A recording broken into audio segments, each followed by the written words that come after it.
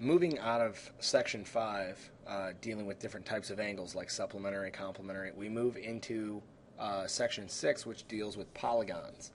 A polygon is a geometric shape that we're actually going to learn a lot about. Now, you might say, how are we going from angles to shapes? Well, really, if you take a bunch of angles and put them together, you get shapes. Very simply. And we're going to use what we know about angles to actually solve for parts of shapes. That's why we're learning about it. But the first thing I want to talk to you about is the word polygon. And polygon can actually be broken down into two parts. Poly, which means many, and gon, which means sides. Many sides, very simply. Which is why most shapes are polygons, because they have multiple sides. We don't call a circle a polygon. It's the only geometric shape that we really don't call a polygon. It's special. It's a circle. There are different ways to classify them. Not only, how many sides they have, which we're going to talk about here in a minute, but also what type of polygon. There are two types, convex and concave. Convex and concave. Very, very easy to remember. One of them has a word that you are familiar with. You're familiar with the word cave. A cave is a cavern. It's a hole. It's a place that you can fall into. It is an abnormality. It doesn't follow the lay of the regular land. When you see a cave, you're like, wow, look at that cave. It's cool. It's new. It's different. You don't see a cave around every street corner. So it stands out. Convex polygons are straight-sided polygons, and the best way to figure out when it's convex is you follow the edges and there are no abnormalities. There's nothing weird about a side. Very, very easy. Okay? If it's convex, there are no caves in it. A concave polygon, however, when you are going around the edges, all of a sudden it's like a dip. Okay? You dip in. And actually, geometrically, or the real geometry term for it, is if you draw straight lines on all the sides, a concave polygon doesn't cut off any edges, okay? Meaning there aren't any pieces that have been cut out by the lines. However, if we go to a concave, if we draw all these lines, you can see that we've now cut into our polygon. The lines go in through the center of it. Whereas if it's convex, the lines stay all on the edges, stay on the outsides. A concave polygon, where there's an abnormality or there's a dip inside the polygon, the lines will end up cutting off chunks of it. Now, not always, not a lot. But for the most part, a concave polygon has some edge or corner that has been dipped in, just like a cave. Convex is the opposite. A convex is the polygon that most of us are used to. We're going to classify these polygons as convex or concave. The best way to do that is just to draw lines along the sides. And does it cut off any other edge? Are you cutting through your polygon? No. No. No. And no. So that has to be convex. Let's go to the next one. No. No. And no. So that's got to be convex. Let's go to the next one. Again, just drawing straight lines. Boom. Right away I can see that I cut off a chunk. Okay? That's concave. Very quickly I figured that out. And you'll even get to where you're noticing them very, very fast. Same thing with this next one. You can see right away that it is not a normal shape. As soon as we make one line, okay, we're cutting off different chunks. So that's got to be concave too. A polygon can be named. Not only can it be convex or concave, but you can name it based on its number of sides. Its names are very, very important. Because its names determine the number of sides. If I call out a triangle, the majority of you know that a triangle has 3 sides. Very important. If I tell you to draw a concave or excuse me, a convex triangle, you know exactly what type of shape to draw. This little table right here is very, very important. And the reason it's very important is later on when you have to draw different shapes, I'm only going to give you the name of it. You're going to have to figure out how many sides that is. Or maybe I'll give you the number of sides and you have to name it. But there's a trick. A three-sided object is called a triangle, or a three-sided polygon is called a triangle. A four-sided polygon is a quadrilateral. 5 sides is pentagon. 6 sides is hexagon. 7 sides is heptagon. 8 sides is octagon. 9 sides is nonagon. 10 sides is decagon. 12 sides is dodecagon. You might be saying, what happened to 11? 11's a really weird one that we don't even want to talk about.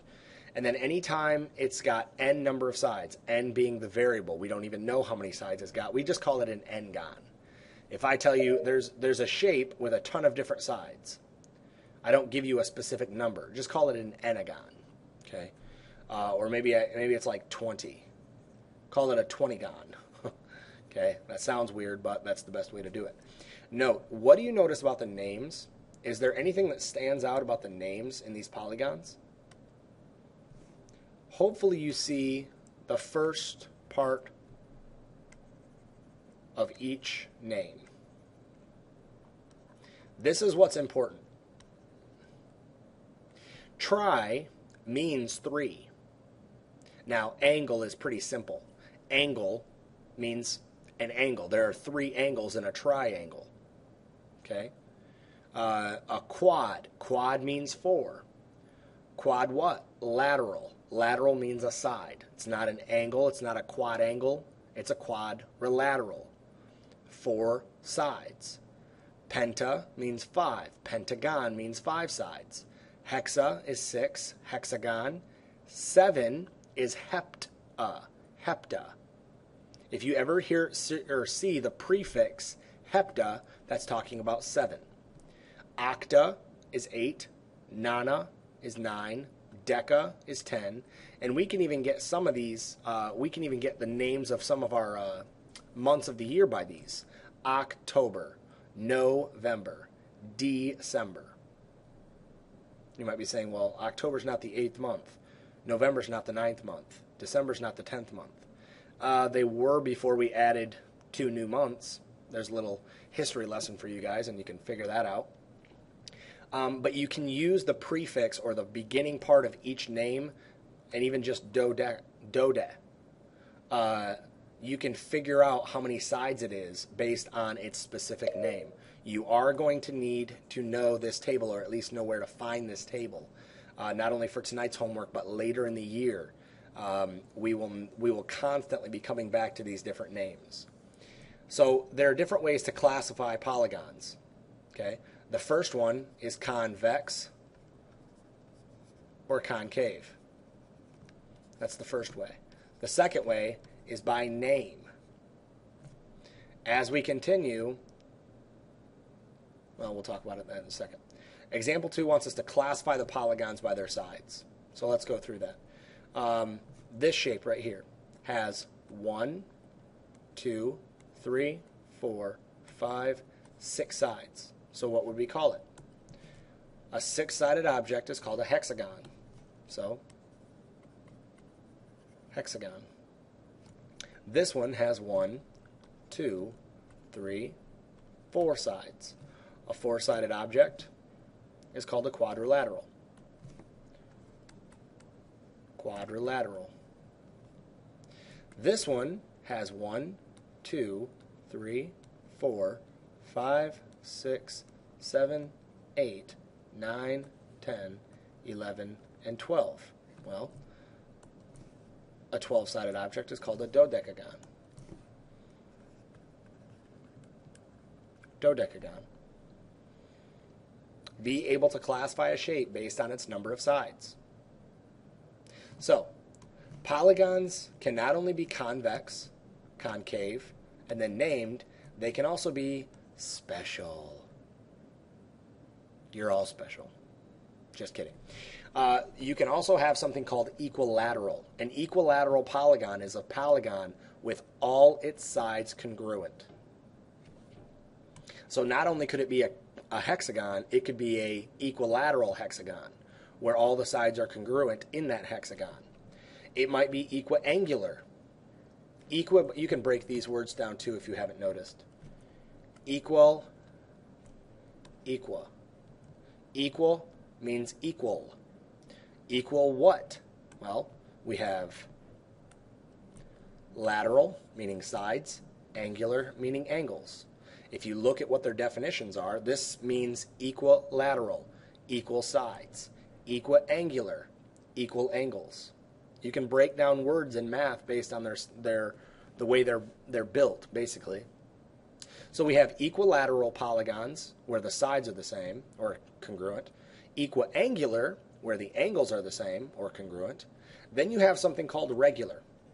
And regular means it's both equilateral and equiangular. A convex polygon that is both equilateral and equiangular. If something is just equilateral, we call it an equilateral quadrilateral or whatever. Or maybe it's just equiangular, so it's an equiangular hexagon. But if you have both, then it's a regular whatever, maybe triangle. Maybe it's a regular triangle because it's both equilateral and equiangular. We just named these three shapes. Now let's go through and decide, are they equilateral, are they equiangular, or are they regular, or maybe they're none. We'll see. This first shape, we call it a hexagon because it's got 6 sides. These little tick marks, does anybody remember what these little tick marks mean? They mean that all these sides are the same. Well, something that has all the sides congruent is called an equilateral. So we call this an equilateral hexagon. This shape, now we called it a quadrilateral because it's got 4 sides. If I look, this side and this side both have 1 tick mark, telling me these 2 sides are congruent. This side and this side have 2 tick marks telling me they're congruent. So very quickly I can see that not all the 4 sides are the same. I'm not given any information about the angles. They don't give me angle measures or anything.